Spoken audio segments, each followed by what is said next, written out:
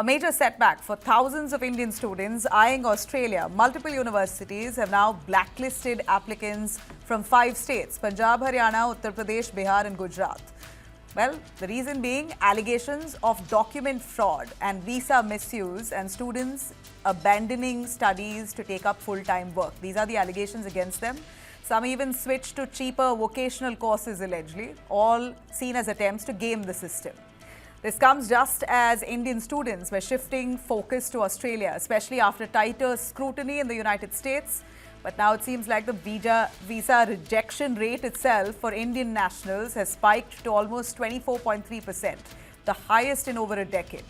Federation University, Western Sydney University and many others among those who've hit this pause on admissions from these states.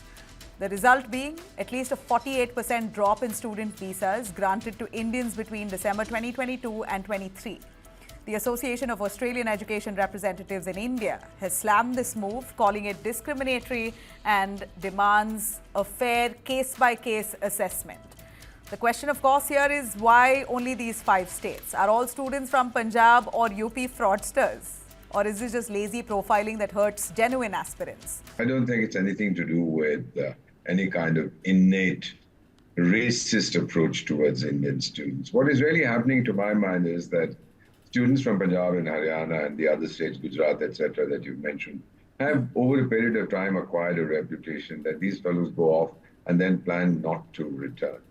The question I'm often asked is that the United States population, the entire population, 340 million, we have 340 million students in India, 60,000 colleges and universities. Don't we have enough places where we can absorb these people? Of course we can.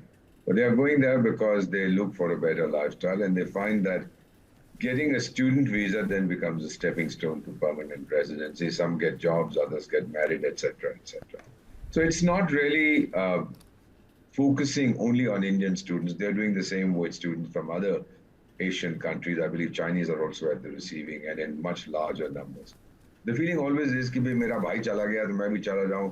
It'll be fine. There's nothing. It happens to other people. It won't happen to me. It is deeply regrettable.